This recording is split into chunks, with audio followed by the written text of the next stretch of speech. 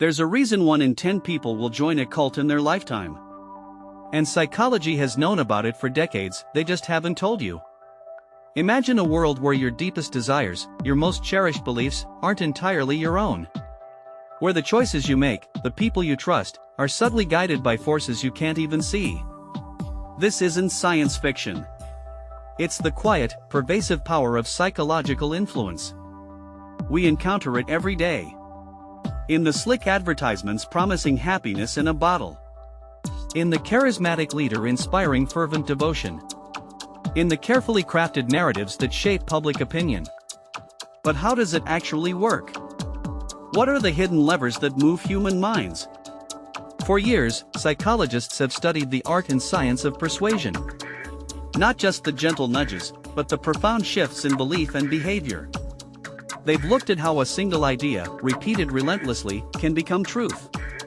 How fear, expertly deployed, can paralyze entire nations. And how the simple need to belong can override rational thought. Consider the case of the Children of God.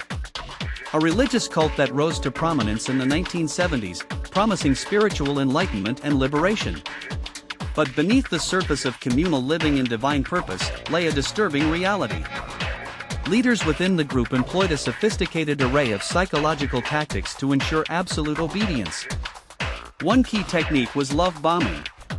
New recruits were overwhelmed with affection, attention, and praise. They felt an immediate sense of belonging, a stark contrast to the alienation they might have felt in their previous lives. This intense positive reinforcement created a powerful emotional bond, making it harder to question the group's ideology. Then came isolation. Recruits were encouraged to cut ties with family and friends, viewed as negative influences. Communication with the outside world was heavily monitored, if not forbidden entirely. This cut off any dissenting voices and reinforced the group's narrative as the only reality. Sleep deprivation and altered diets were also common. These physiological stressors weaken critical thinking, making individuals more suggestible. When you're exhausted and hungry, your brain is less capable of resisting persuasive messages. It craves certainty, and the cult provided it in spades. The group also utilized thought-terminating cliches. These were prepackaged phrases, like "God works in mysterious ways," that shut down complex questions and doubts. Instead of engaging with difficult issues, members were trained to repeat these slogans, effectively ending any internal debate. But the most insidious tool was the manipulation of core human needs. The need for purpose, for community, for security. The Children of God, like many such groups, offered a seemingly perfect solution to these fundamental desires. They provided a clear mission, a loving family, and a promise of salvation. This isn't just about cults, though. These same principles are at play in advertising. Think about how brands create emotional associations. They don't just sell a product, they sell a feeling. A sense of status, of freedom, of belonging. They use scarcity, limited time offer, to trigger our fear of missing out. They employ authority figures, real or imagined, to lend credibility. And what about political movements? Leaders often tap into deeply held fears and resentments. They simplify complex issues into us versus them narratives. They create a shared enemy, a common grievance that unifies their followers. This in-group/out-group dynamic is a powerful psychological force. We are wired to protect our tribe. When a leader effectively defines the tribe and its threats, they gain immense power. The science of persuasion isn't inherently evil. It's a neutral set of tools. But like any tool, it can be used for construction or destruction. Understanding these mechanisms is our best defense. Consider the concept of cognitive dissonance. This is the mental discomfort experienced when holding two or more contradictory beliefs, ideas, or values. Persuaders can deliberately create dissonance, then offer a simple resolution that aligns with their agenda. For example, if someone believes they are a good, honest person, but then performs an action that contradicts this belief, they experience dissonance. To resolve it, they might change their belief, change their behavior, or justify their behavior. A persuader can exploit this by presenting information that creates dissonance, then offering their viewpoint as the easiest way to reduce that discomfort. This is often seen in marketing where consumers might feel guilt about an expensive purchase. The marketing then provides justifications: you deserve it, it's an investment.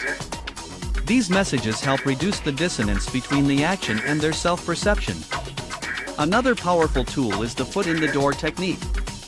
It starts with a small, easily agreeable request, followed by larger, more significant requests.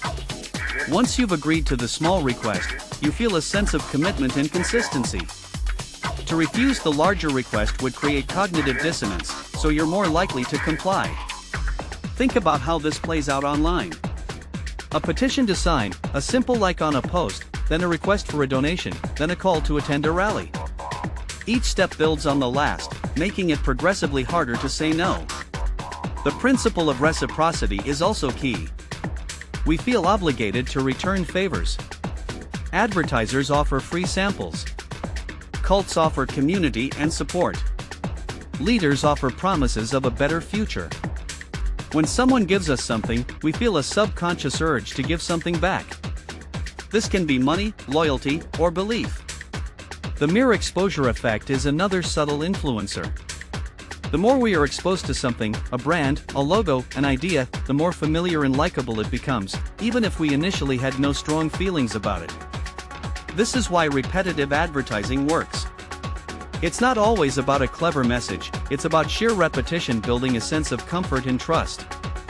And let's not forget the power of framing. How a message is presented can dramatically alter how it's received.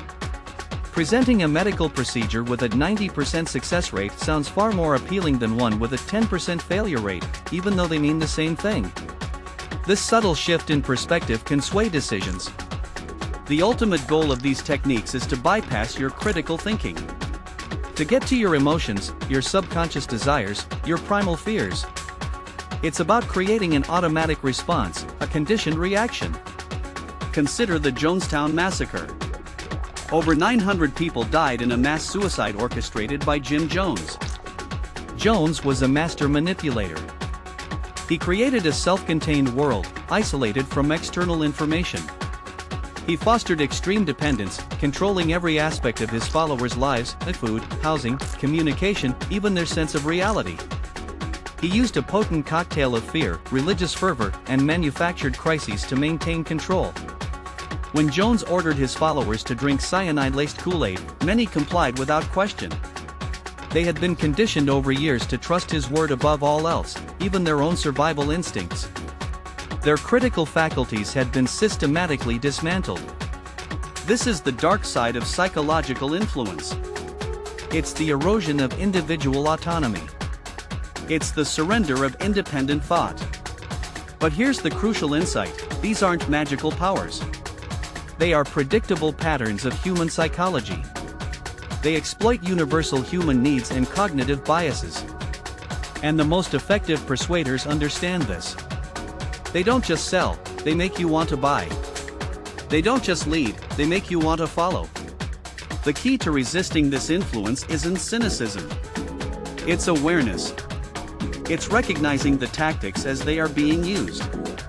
It's pausing, questioning, and seeking objective information. When you feel an overwhelming urge to believe something, or to act in a certain way, ask yourself, why? Who benefits from this belief or action? Is this my own reasoned conclusion, or is it a response to external pressure? Are you being love-bombed? Are you being isolated? Is your fear being amplified? Is your desire for belonging being exploited? The power to shape minds is immense. But the power to recognize that shaping, and to resist it, lies within you.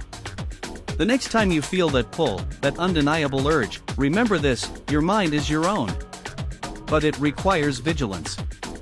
How much of your daily decision-making is truly yours, and how much is subtly influenced by forces you haven't yet recognized?